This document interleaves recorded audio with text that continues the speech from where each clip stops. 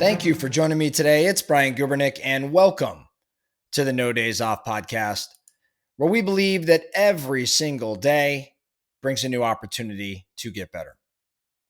Most people say that they want to be wealthy, but the reality is that they can't define what wealth actually is. If I were to ask 10 people to define wealth, I'd probably get 10 different answers.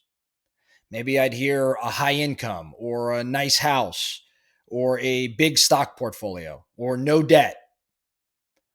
But real wealth, I think the kind that you're after if you're a member of the No Days Off Nation, I think real wealth starts with buying freedom. And I think it's actually measurable. And we're going to talk around that today, how we can measure or create that freedom that comes with wealth. I think it boils down to really four primary wealth targets. Four numbers I think that every financially free person should probably know.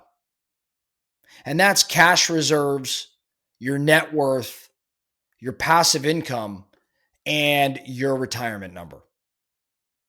And when I think about those four numbers and a simple definition of wealth that many of us have used, but we're going to use it especially for today's episode, wealth, we're going to define as financial wealth, that is, being able to do what you want, when you want, with who you want, wherever you want. And we're also going to take into consideration, as of course we're going to do here at No Days Off, abundance in all areas of life, not just the bank account, but abundance in all areas. So today we're going to break down each of these four targets. And more importantly, I'm going to give to you some equations so you can audit yourself in a 5 to 10 minute process. So let's start with cash reserves, which are really your first line of defense. Before you chase investments, before you think about passive income and you get excited about your net worth, you absolutely must build reserves. Why? Well, because reserves are what I would call shock absorbers of your financial life. Reserves let you survive emergencies without having to go backwards. So here's a simple model that I'm going to encourage for you in the sense of building reserves. And if you've already created reserves, maybe judge against this to determine if you have enough. It's really, really simple. In your personal world, it's your personal monthly expenses times 4 months. In your business, it's your business monthly expenses times 4 months. And with your rental properties, your investment properties, it's going to be rental mortgages plus expenses times 4 months. So I look at reserves in 3 different buckets. Again, personal expenses, business expenses, and rental properties. If you don't have rental, then it's going to be 2 buckets. If you don't own a business, then it's probably just 1 bucket in personal. Now, that's, again, 3 separate buckets for sake of this conversation today, 4 months for each of those respective buckets. Now, why 4 months? Well, I choose 4 months because 4 months buys time.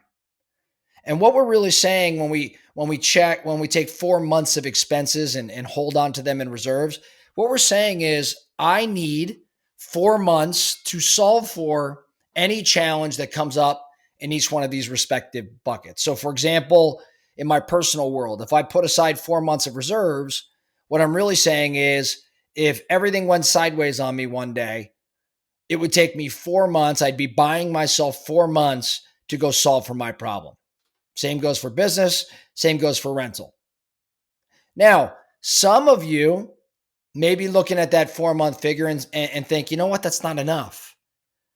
And I would say, cool, go reserve some more. Now, there is a point where you could over reserve, and we're not going to so much cover that today. But if you're at 4 months or 6 months or even 8 months, depending on the market and the season in which you're in life, you're probably in a favorable spot. If you run both a business and a household, I think that this sort of thing is absolutely non-negotiable. No reserves equals no freedom. See, reserves turn chaos into more of an inconvenience or a setback. Absent those reserves, Chaos is just straight up chaos. So first we talk about reserves. Next, I want to talk about net worth. Net worth is really, in my opinion, your scoreboard. It is the cleanest indicator of your long-term financial health. So despite what the internet may tell you, building it is not all that complicated.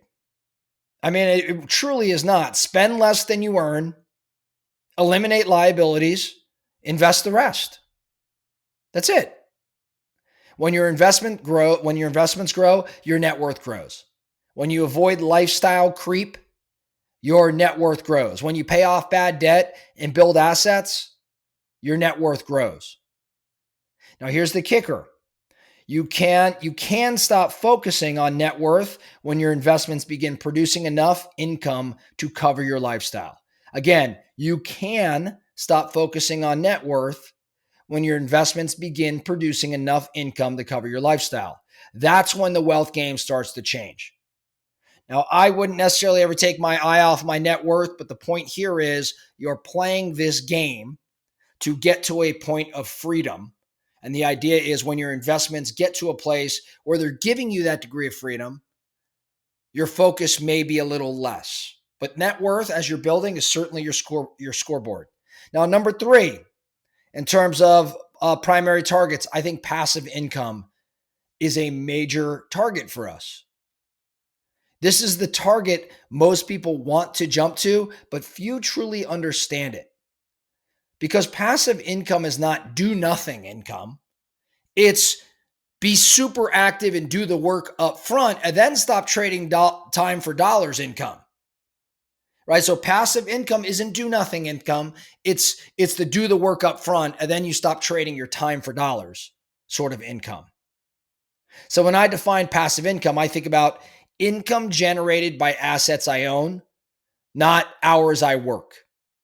So this would be rental properties or index funds, dividends, private financing or notes, royalties, businesses that are cash flowing. This is freedom money. And I think the goal is pretty simple here. There's a wealth equation. It's simple in that it's passive income is greater than savings plus expenses plus taxes. Again, you are wealthy when your passive income is greater than your savings plus your expenses plus your taxes.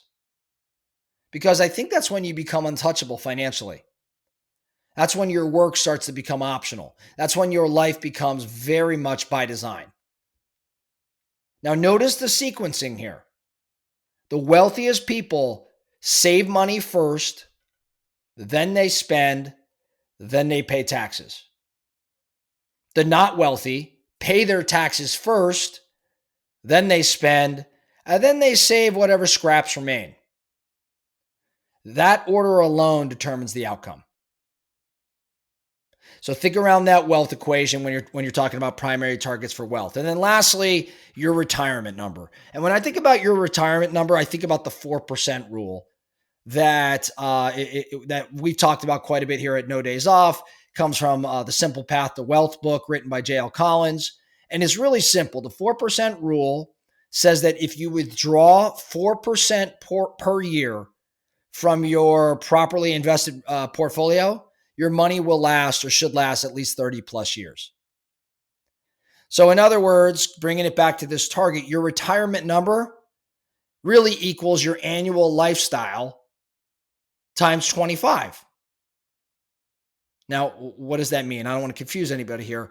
4% rule, the inverse of 25, meaning that 4 times 25 is going to bring us to 100, right? So stick with me here. So if you've got a $200,000 lifestyle, in other words, you are spending $200,000 annually, which we'll call, for sake of the conversation today, what is that amount? $16,000, $17,000 a month?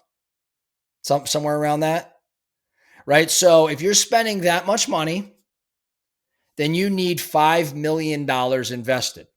Remember, 5 million times 4% is going to equal $200,000.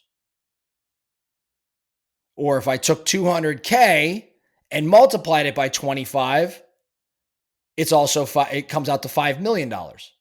So see how this works? If you have a $100,000 lifestyle, let's say you're spending, call it $8,000 or $9,000 a month. You need $2.5 million invested. 100K times 25 equals 2.5 million, or you just take 2.5 million times 4%, and that's going to give you 100K. One way or another, you could back into the number. Now, the 4% target isn't perfect, but it at least gives you a number to shoot for. And people who tend to hit targets win. And people who wing it, well, they tend to not win. So your retirement number, in my opinion, isn't emotional. It's simple math. And it tells you exactly how far you are from financial independence. I think these 4 targets really work well together. I think most people try to focus on 1 or 2, but the magic happens when you lock in on all 4. Reserves keep you safe. Net worth builds the foundation. Passive income buys the freedom. And then the retirement number keeps you accountable to a real goal. This is the complete system. It removes confusion and it eliminates the guesswork. So here's your action item for today or for this week. I want you to spend 10 minutes today calculating all 4 numbers. Calculate your personal, business, and rental reserves. Figure out your net worth, which is really your assets minus your liabilities.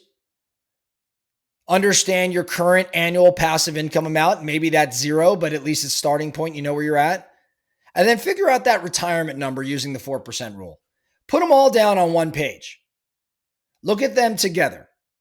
You'll instantly know where your gaps are, and you'll know exactly what you need to do next, because wealth is not vague. Wealth is a math equation. It's math. And once you know the numbers, you start to take back control of the game. That's all I have for you today, the No Days Off podcast. Thank you so much for listening.